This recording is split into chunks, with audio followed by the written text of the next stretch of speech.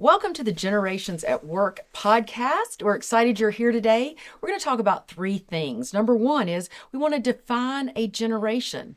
Number two, we're going to talk about the expectations, the demands, and the preferences of the different generations. And finally, we'll round our conversation up with how do the different generations see their jobs and careers differently?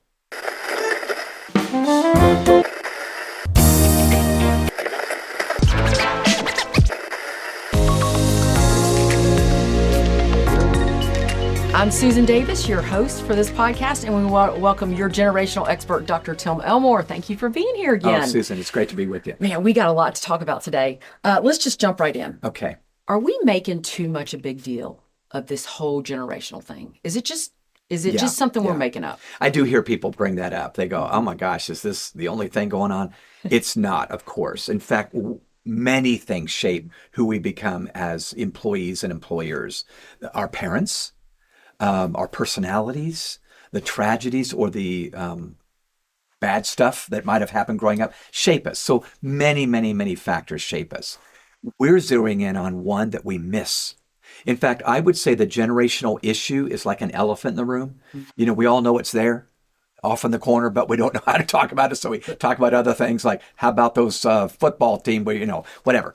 So generations is a factor, not the only factor, but it's the study of how culture has shaped us. And I believe culture shapes every generation, but it becomes more of an issue as we move into the future.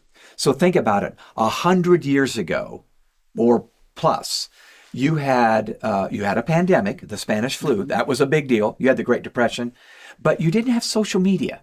Yeah. So when I talk to builder generation people that grew up in the Great Depression, most of them said, we didn't even know there was a Great Depression going on, We just knew it was. All of us are kind of poor and we're going to help each other. That was it. So the fact that today change happens more rapidly, culture changes more quickly, and we're aware of it because of platforms, social media, X and Snapchat and TikTok or whatever. So we're very aware of these little groups or cultural ethnic groups that we're part of that shape us and it didn't as much before. So my definition of a generation is very, very simple. A group of people born within a certain period of time whose shared age and experiences shape a distinct worldview. I'll say that again. A group of people born within a certain period of time. Think about your kids. Yeah. Whose shared age and experiences shape a distinct worldview. So how they view the world, how they see the world. That's right.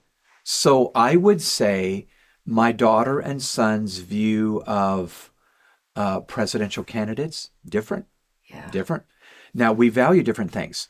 I'm getting way off track here, but this is kind of interesting to me.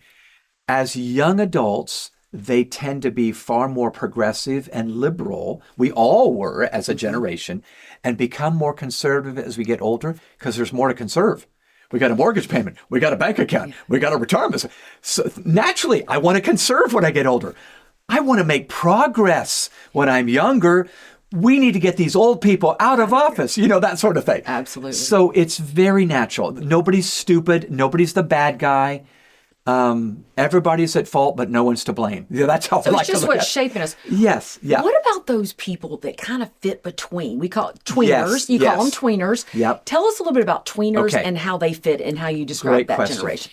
So social scientists use this anecdotal term called tweeners. If you're 5 years at the tail end of one generation, or you were born 5 years at the beginning of another, you're kind of in between. And you're going to adopt characteristics of both the older and the younger generation. So I'm that way with baby boomers and Gen X. Yeah. I was born in 1959, so 5 years later, the boomer generation ends. So I grew up a lot with Xers, your generation. And you're much younger than me, but you would adopt a little different characteristics because you were later in the Gen X generation. So I would say tweeners is very important to know that this is an art more than a science. But it is a social science. So there's going to be, we don't want to pigeonhole anybody. We're going to have unique personalities and there's introverts and extroverts in every generation. There's optimists and pessimists in every generation. That has to do with temperament. But this age thing is a factor that we need to capitalize on and leverage rather than just tolerate. And that's the problem I have. I think many managers go, we just got to tolerate these kids today, rather than say, ooh, what do they bring? What do they Maybe bring we to could it? use, because I don't have that. And that's our hope in this podcast. So I think what as I was leading younger, when it was more just the Gen Yes. X, Yeah. I led a certain way. Ooh, this is good. I led a certain way. Yeah. As I have studied, Oh, we need to talk about this. yes, the Okay. different generations, I realized if I want to connect, I've got to lead differently. Yeah. And so what are some of those different preferences, the expectations, Okay. the demands, and how do we get good at this? Susan, this is a brilliant question. You get 5 points there, okay? I'll take them. So one of the items that social scientist and organizational psychologist Adam Grant says, I love him. I love him. He says we're experiencing now the democratization of the workforce. So the word democratic. So when I started my career, it was the boss is in charge, and I'm so sorry, you got to do what that man says. And by the way, it was almost always a man, almost always a white man in charge, right? Yep. So it was large and in charge. That was the way you led. You can't lead like that, or very few can lead that. Not like that. successfully. That's right. I'm telling you, it's true. So think about leadership in history. I'm getting a little off track, but I'm going to have a point This here. is good. You go back centuries, and it was a king that was in charge. And usually the king, he made an edict or made a mandate, and everybody just followed But it's by suit. fear. He ruled by Yeah, fear. intimidation, manipulation. Yeah. As we move forward, it got more and more democratic. In fact, we even use that word. We live in a democracy or a republic where we vote our leaders in. We have a say in who our leaders are. This is a picture of what's happening. So employees don't vote on their leader, but it is becoming more and more a flat space where leaders, while they do have a badge, need to say, I need to listen as well as tell. I need to make sure that I get people on board, because people buy in when they get to weigh in. That's just how it works today. So you're exactly right in saying, boy, man, we need to be leading a little bit differently to connect. So I would say if we were to ask Generation Z, the youngest worker on the team, what they prefer, they would say, I want to have a voice. I want to be heard. And some of us are going, what the heck? Be valued. Yeah, and be valued, even though they have been on the job 1 week. And they want a promotion. That's right. So Gen Z, we're so sorry. I'm sorry about throwing you on the bus, but you probably will go, that's exactly what I expect. But they do bring value. There's a different, it's just different. No doubt about it. So I would say anybody over 45 needs to be, me too, needs to be going, oh my gosh, I might need to adjust my leadership style. So you and I were talking before about these terms, preferences, expectations, and demands. Listeners, let me just say to you, there's a reason why these are issues. So let me just walk through them real quick, and you volley back as you wish. So I would say we need to figure these out sooner rather than later, maybe even as early as the job interview. A young employee and an older employee that we're about to hire might have very distinct preferences, expectations, and demands. Preferences are just what I said. I prefer this to be the case on this new job. It's not a game changer if you can't, or it's not going to make me want to quit if you can't, but I prefer this. But I want to know as a hiring manager, okay, maybe I can do that and make Nancy or Jessica or Heather or whoever want to stay because we've been able to adjust a little bit to her preferences. So as a hiring manager, and now my brain's going crazy. Okay. What are some of the questions that you might ask to understand some of those preferences? Well, I might ask what they value, because they might go, well, I'm really into climate change, or I'm really into equity for all. In fact, Gen Z would say, I want equity, diversity, equity, and inclusion. That's a big deal, and it should be. But a boss might go, ooh, I got to be honest, it's not quite as a big a deal to me. Well, listen, boss, I would just say it's going to be more and more to those 20-somethings that you're hiring. And we know it's right. But sometimes we're stuck back in 1995 rather than 2025, and it's not working as well. So questions like values, what things are you into? What are your priorities? That might be preferences, but that leads us into the next level. Under preferences is expectations. That's stronger than a preference. I expect this to be the case in this job. I feel entitled to this being true about this job. And I see that conflict in, Yeah, in the I do coaching too. world and in Yes. the facilitation that I work with. There becomes the conflict. Yeah. And a Gen Zer might come in going, well, I would expect you to have the same expectations. Just like we might say, well, I would expect you to have my expectations and I'm the supervisor. So you got to talk about stuff you used to not have to talk about in the job It's a interview. difficult conversation, but one that can be so productive. Oh my gosh. And better now than later. Yeah. We're now, oh my gosh, it's 3 years on the job and I didn't know this about so-and-so and now I do. Oh my gosh, what do I do? So here's a little something that I've come to believe about expectations. Conflict expands based on the distance between expectations and reality. Let me say that again. Conflict expands based on the distance between what I expect and what the reality actually is. So I think you and I might have talked about this a while back, but the illustration I always use is if I tell my wife I'm going to be home by 7 o'clock for dinner, and I get home a few minutes after 7, it's not a big deal. If I arrive home at 9:30 p.m., it's a big deal. We're going to have a conversation. And it's not because my wife cannot live without me for 2.5 hours. It's because I established a different a wrong expectation. So I think sometimes we're afraid to kind of ante up and say, let's have a hard conversation. But I believe hard before easy. We always jump into the easy conversations. What's your favorite baseball team? Yeah. Or what's your favorite color? What do you like to eat? That's nice. That's not hard. What's hard is, here's the environment we have. Does that suit you fine? Because we better find out right now. So hard conversations before easy. And that means I talk about these expectations right up front in the first few months, if not the job interview right away. And don't you think it's important that we try to intentionally develop the relationship? Yes. Because with the relationship becomes a better expectation between each other, and grace is given No when there's doubt. a difference in the expectation. You just hit the nail on the head. So Gen Z, I believe relationship must be established and trust must be earned. So here's the phrase I like to use. You've heard me say it too many times, Susan. We must build bridges of relationship that can bear the weight of honest disclosure. We must build bridges of relationship that are strong enough to bear the weight of truth and honest disclosure. We need to be truth tellers. And I think sometimes we're so afraid of losing that young employee, I can't find another one, that we don't want to have those hard conversations, but certainly you don't want to have them a year in. Well, now it's a little late in the game, Bob, to have that But conversation. those conversations develop each other, and they Yeah, they develop they develop an organization into a stronger, because it's not if conflict, it's when. Yeah, that's so true. Yeah. It's when. Everybody's going to have it. So understanding that in the beginning is super important. It is. So getting to the third level. So preferences are an issue, but not a big issue. Expectations, a little bit bigger issue.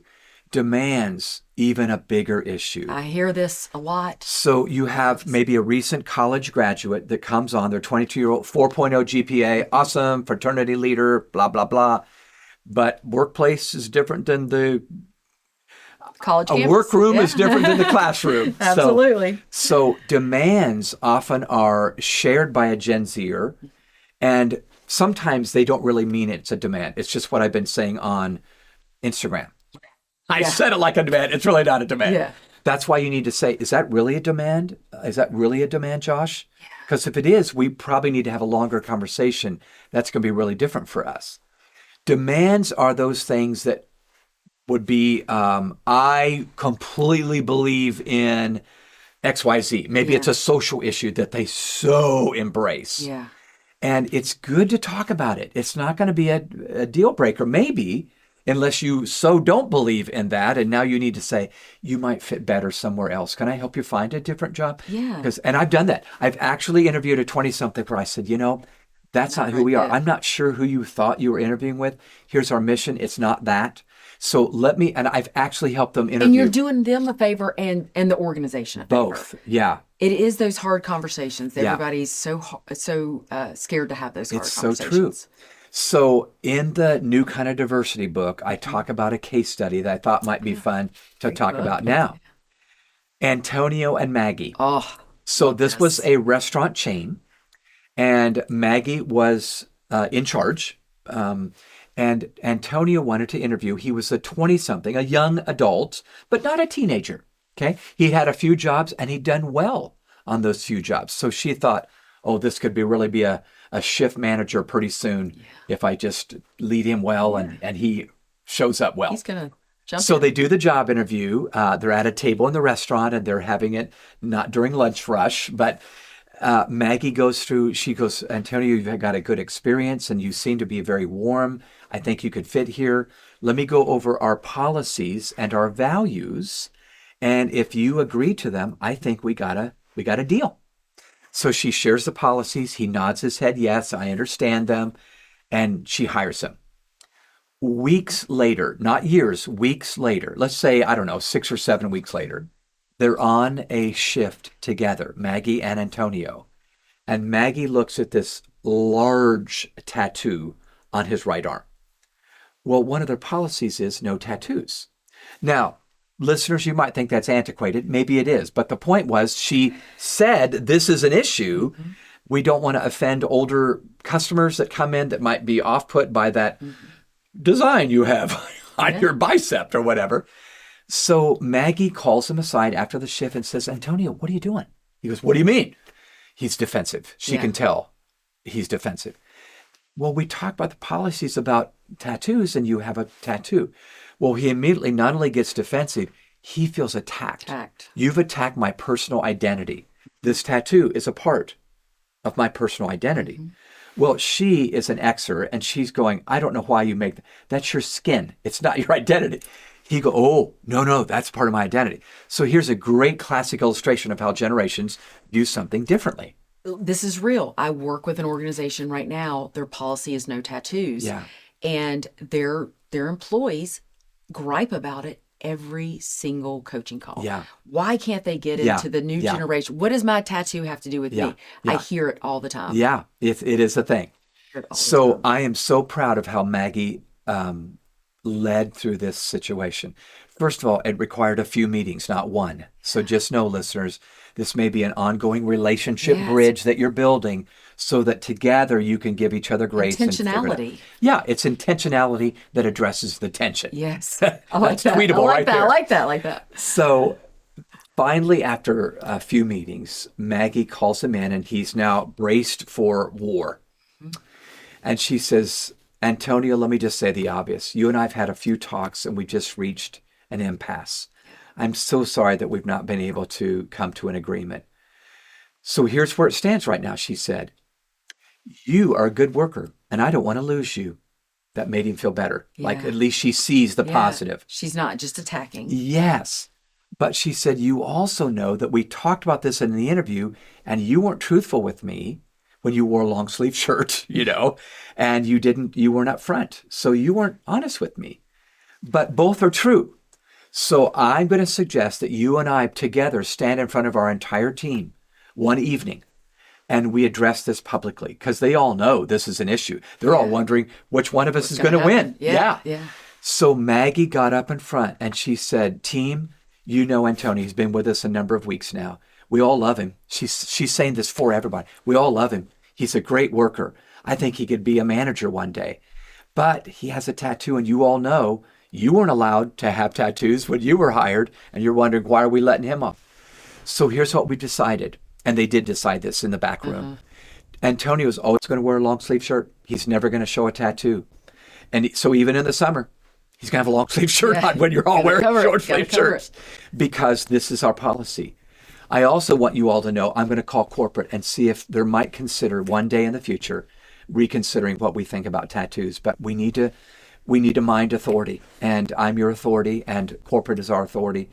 They all applauded. They gave a standing ovation to Maggie and Antonio that at least for that time they had addressed the issue and allowed it to be a win-win. They bridged that gap. I love her leadership in that story because it wasn't just it's my way or highway. That's right. Yeah. It was how do we embrace the different generations at work in order to gain productivity. Yeah.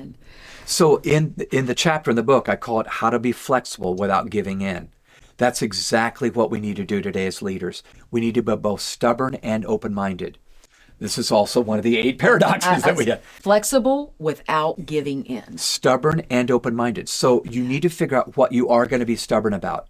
And by the way, listeners, I would hope that that's a very small list. Yes. It shouldn't be 500 things, because you're going to not hire Gotta any. pick your battles here. That's right. Pick your battles at home and at work. Yes. Am I right Yes, about that? Absolutely. So stubborn about a few things and yet open-minded, because I think the future is going to look different than it is today.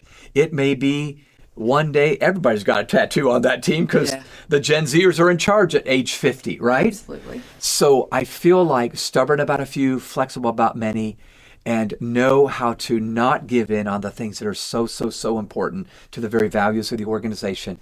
But I've got to learn now to give in on some things that maybe 30 years ago I didn't give in on, but I do today. And handling it with empathy and not just it's my way or the highway. I think that builds the credibility and the value in that leader as well. People are the thing, it's not always policies. People. Yes. People over process. That's right. That's exactly. And people over policy. Yeah. Unless the policy is a stringent thing that we realize, oh my gosh, this is worth dying on. This is a hill worth dying on.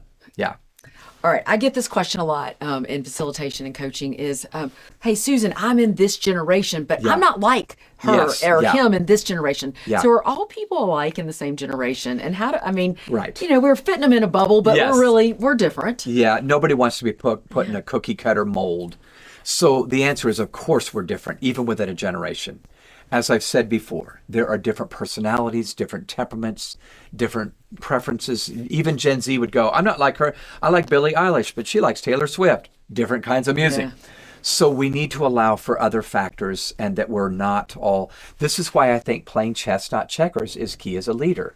Those two games are played on the very same game board, chess and checkers, but they're different games. In checkers, all my pieces look alike. They all move alike. So I treat them all alike. Managers that lead that way are not going to lead well. When I play chess, I know that a knight is different than a bishop, that's different than a queen, that's different than a pawn, that's different than a rook. I got to know what each piece is. Bingo. And how they work with each other. That's exactly right. How they move. So when I play chess, the chess game takes longer, but it's worth it.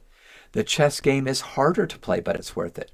I think managers would go, I don't want to work that hard. I don't want to take that long to lead Jessica on our team. And I'm just calling out people. We've got to do this. I'm learning to do this. My favorite illustration of this. I see that. I see it. People have, yes. They just want it quick and they want it done and they don't want to have to worry about it.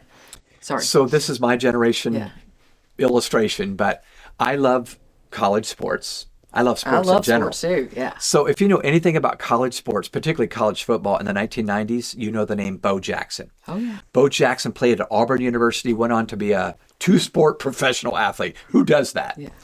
But I think the reason we even have heard about Bo Jackson is his coach played chess, not checkers, at Auburn University. Did you know that Bo Jackson signed up to play football at Auburn at a defensive position? Yeah. And he was good. But he was good. He's okay. Yeah, he wasn't, But as fate would have it, the two starting tailbacks at Auburn University both got injured Bo's freshman year. I think it was his first year. And his coach, Jack Crow, his running backs coach, and then the head coach, both came to Bo and said, Bo, we need you to play running back, tailback. We need you to play running. And he first went, I don't think so. I'm a defensive position. They said, please, please, please, please, please. Well, thank God Bo said yes. Yeah. Because Bo Jackson became the greatest tailback that has ever played at Auburn University. Won a Heisman Trophy playing tailback at Auburn University. Well, thank God they realized that they saw something in him that he didn't see right away. And he went on to play a running back in the NFL. Oh my God, OMG. That's for all the young whippersnappers out there. But my point is this. Thank God they didn't pigeonhole him into what he originally signed up to do. Yeah. Otherwise, we wouldn't have had it. Oh my gosh. You've got to be flexible, got to be adaptable, got to be fluid, play the long game. That's chess, right. Not checkers. So here's another illustration. I don't know if you know this, but there was a company way back in the 1940s and 50s that came up with a dough or a putty type of thing that would take soot and stains off of wallpaper, because they used coal heaters back then, and that was just what you did back in the 30s and 40s. Yeah. But as we transitioned in our homes to using central heating, not coal heating, They didn't need to clean the coal stains off the wallpaper. So this company could have gone out of business because I don't know anybody today that's using coal to heat their home. There might be some, but not many.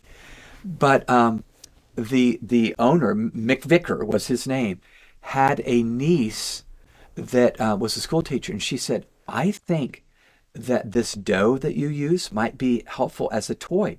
It's Play-Doh. Play-Doh. They repurposed the whole mission of their organization to use this dough. And now, of course, Play-Doh is still around. Oh, this absolutely. is decades later. But they switched, they changed, they repurposed. I think leaders need to get better at repurposing our people and what we say we're really about as the needs of culture change. Leaders can be Play-Doh. It affects every generation. We all right. play with Play-Doh, no matter what generation. That's so true. Repurposing. Yeah. I love that. I love that. All right, so let's focus on work. Let's talk about work. How has your research revealed the differences on how the different generations see not only jobs, but their careers? Yeah. I see this a lot. Yeah. I see this a lot in the coaching world. And we could probably spend a lot of time here, but let's just, what are you seeing? What's your research showing on this? Yeah. So I did quantitative research, interviewing or surveying over 2,000 people. But then I did qualitative research. I did focus groups with each of the 5 generations that might show up at work. And they do view work differently. And part of the problem we have a disconnect at work is because I see it a certain way, assuming you all do too, and you don't. So bottom line, here it is. The builders basically said to me in the retirement homes when I asked them to remember their job. Back in my day. That's right. It was a means for a living. My father, again, is a great example of this. He said, Tim, nobody talked to me about find your passion back then go to work. in the 1940s or 50s. It was you wanted to find a good paying job to provide for your family, and you just stuck with that job for decades and decades and decades. And finally got a gold watch when you retired 45 years later, and then you played golf. Yes. Okay? Means for a living. The boomers showed up a little differently. I'm one of them. So when we showed up at work, maybe in the 60s and 70s, or maybe even 80s, jobs became a central focus. Yeah. In fact, Susan, I would even say Gen Z's big complaint about boomers is you still live to work. Listen, my father Yeah. hated his job. Now, unfortunately, he passed away a month after his retirement. Oh. But he didn't like his job. Yeah. It was he just just worked do it. because he did Yeah, it. that's right. I've got to provide for my family, which is probably a little builder mentality, Yeah. but it's just what we did. So I'm a baby boomer. I was hired by John Maxwell in 1983 by a baby boomer. John's the epitome of this. And I'm not a cut down. It's just John's work is everything. Yeah.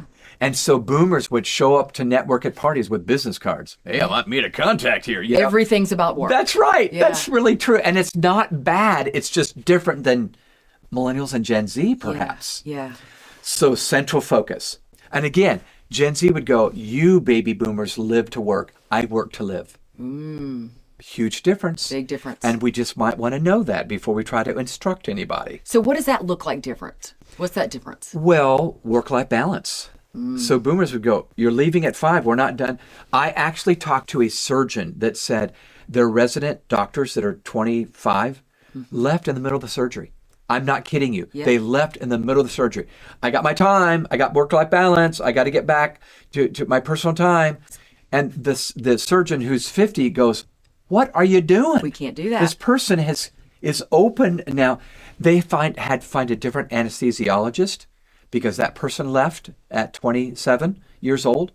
And so, Susan, this is a major issue. I'm not saying who's right and wrong. I'm just saying this is a major issue. We need to talk about this. And you're not wrong. My brother-in-law works in the field, and he says the newer residents, he said in his day, they were 80, 90 hours a week. Yeah. No, at 40, they're like, nope, we're done. That's right. And, we expect to be home at this time. Yeah. We need this vacation day. Yeah. And my brother-in-law was like, he worked all the time. Yeah. And by the way, I want to say I welcome Gen Z. They're probably good for me. I want to make sure I've got it. Yes, I need to have. I love my wife. I love my children. I want to make sure that I've got a work-life balance. Yeah. In fact, I have heard Gen Z and millennials would often say, I don't want just work-life balance. I want work-life blending. I want to feel like I'm working with friends. Now, that's not evil. That's actually nice. But it would be very different than a boomer might think, or even an Xer might think. But an Xer loves experiences. I love working with friends who I call family, who I love experience. So you're right in the middle. Yeah. You're really good. Gen X would be really good to have leading things and managing things. And you know this. Yeah. Because you can see both sides. Yeah. You kind of have view on the younger, but you have view on the older as well. You understand you've been on the job for a couple of decades now. So boomers central focus. Gen Xers would see, I can see both sides. This is a necessity, and I've got to navigate both sides. Okay. So we need to take advantage of the value that Gen X brings to the workforce.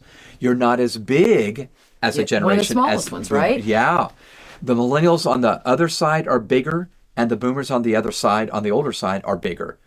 Millennials are now the largest generation alive in America and in the workforce. Amazing. They're 80 million strong, and boomers would be 76 million strong, and they're dying. And I would even add, just in case listeners didn't know, baby boomers are retiring on average 10,000 a day. A day. So as we sit here today doing this podcast, 10,000 more people are retiring, needing to be replaced by Xers and millennials who are needing to step up into C-suite and management positions. So we've got to get them ready. We need to be obsessed with preparing leaders. That's what needs to be our obsession. Okay. Millennials. Okay. They said in the focus groups, I still see work as a place to serve. So they were the generation that grew up with make a difference, not just make a dollar, change the world, you know. A lot of social causes. A lot of social causes. So they're a little bit more savvy now that they're 38, not, 18. But they still see it as a place to serve. If we're hiring a millennial, we need to show that the workplace they're about to join, we're making a difference in the world. We're changing the world. We're making a difference. Those are all cliches to a 65-year-old.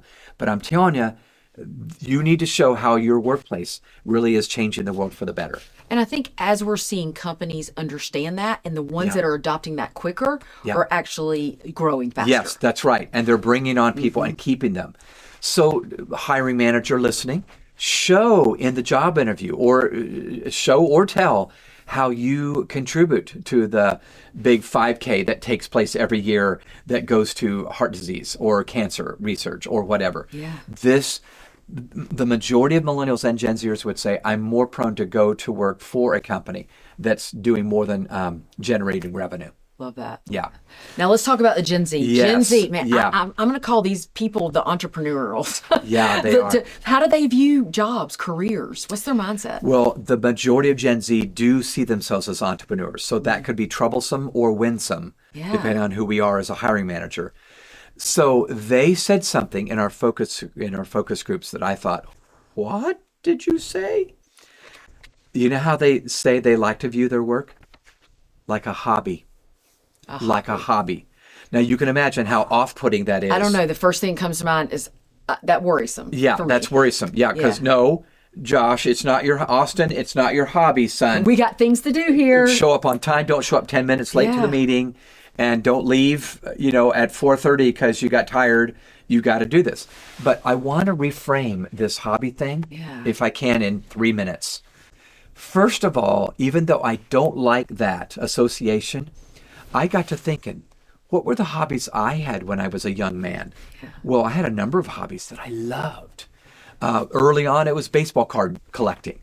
Or coin collecting, or, I had an HO train set in my basement, not my basement, mom and dad's basement, but I could hardly wait to get to that hobby and buy a new train or buy a new house from my HO scale train set neighborhood or whatever.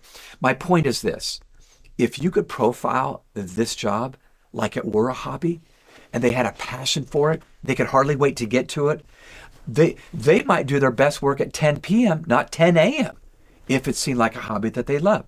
So instead of seeing this as a negative, profile it as a positive, and they can hardly wait to get there. When I've done this, it's changed the game, and now it's not something they have to do. It's something they want to do. And finding what's important to them, right? Yeah. What they enjoy doing, bringing it back to the company values. That's exactly right. And if we can morph it back to the company values and how it helps with the company values, it becomes a win-win. It is. And so the words I use is, don't treat jobs like a duty, treat it like a devotion. I'm devoted to this. I want them to be as devoted as I am as the founder of our organization. They'll get that way if they can see it a little bit like, ooh, I love doing this social media thing. It's like my hobby. Good. That's great. I've told leaders this before, and tell me, and as we close this out, because I know we could just talk about this Yeah, forever. yeah. If you can tap into the passions of people, Yeah. if I know social media Yes. is your passion, but Yeah. that's not your job, but that's Yeah, your passion. that's right. Yeah. I don't care how busy you are. Yeah. If I say, hey, Tim, can you help me with it? Yes, Yes, I will. I will Yeah. make time because I love it. It's a hobby. It's a passion. Yeah. It's what I love to do. So as leaders, we got to tap into that passion. That's exactly right. What motivates them, what inspires them, those sound so cliche, but those actually may be the game changer that keeps them there and brings out the very best in them at the end of the day. So, Wonderful. yeah. Good stuff. Well, that'll conclude our podcast today. We have great information coming in future podcasts. We want to appreciate you for being here. Again, if you have a question that you want to ask Dr. Elmore, please write in the comments and we'll try to get those addressed. Thank you again for being here. Great insights. And thank you so much, Dr. Elmore. Yeah, it's my pleasure.